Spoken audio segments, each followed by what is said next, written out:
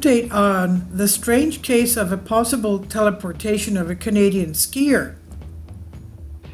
February 7, 2018, 49-year-old firefighter from Toronto, Canada, Konstantinos Danny Philippidis went on a ski trip to Whiteface Mountain in New York, the mountain he went to every year with his friends, and he was an experienced skier.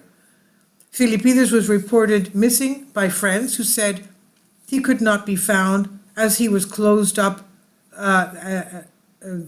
They closed up the resort he had gone to for skiing. His belongings were found at the property and his car was still in the parking lot. It appeared that Philippidis simply disappeared. No trace of him was found.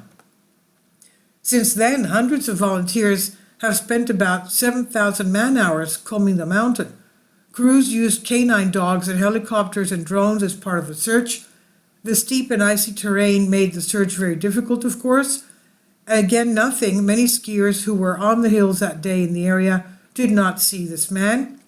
Since Philippidis had no problems in real life and could not leave his wife and 2 children, the authorities were already ready to declare him deceased, that he may have fallen covered in snow and frozen to death.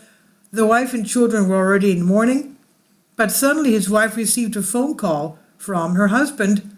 Judging by his voice, it was hard for her to believe that he was her husband, and she asked him something that only Philippidis knew. When the woman realized that it was really her husband, the call was short and then he hung up. The woman was able to find out from the phone company where the call was coming from, and it was from a place more than 2,500 miles away from Sacramento, California, from the other side of the country. The call was from a car rental company at the Sacramento airport, then contacted the Sacramento County Sheriff.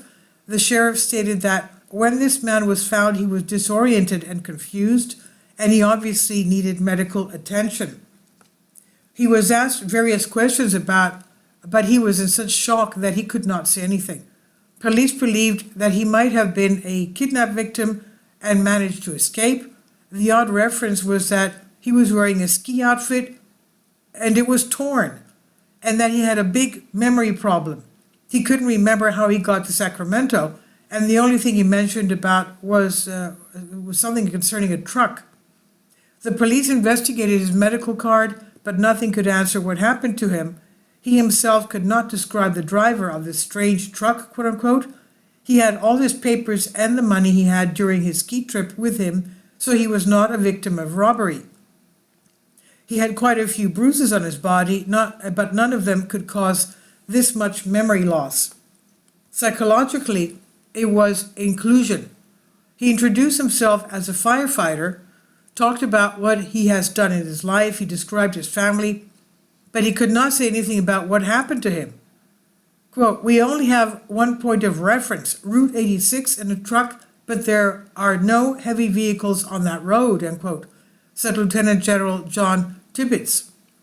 There are many unknowns in this case other than the firefighter who was found in Sacramento from New York, what happened when he was skiing, and why did he disappear, which was for 6 days. Why doesn't he remember a single moment of those 6 days?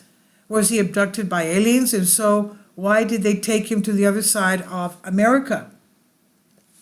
Several theories have been proposed by researchers regarding this hypothesis.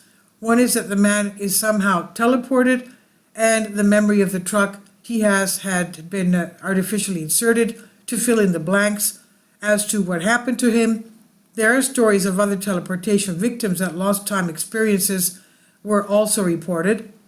Another theory is that the man was abducted by aliens and the truck, quote unquote, was actually a spacecraft. The case of Philippidis remains a mystery to this day. The man himself came to the point of not working because of his experience, and he received psychological support. This I've translated from a Greek article. Please leave your comments. Thank you for your support. Kindly support my Patreon account. The daily posts are 5 videos daily, and they are totally different from what I have on my YouTube channel. Thank you so much for your support and that you find all my content so interesting. You'll find the Patreon account details in the description box below.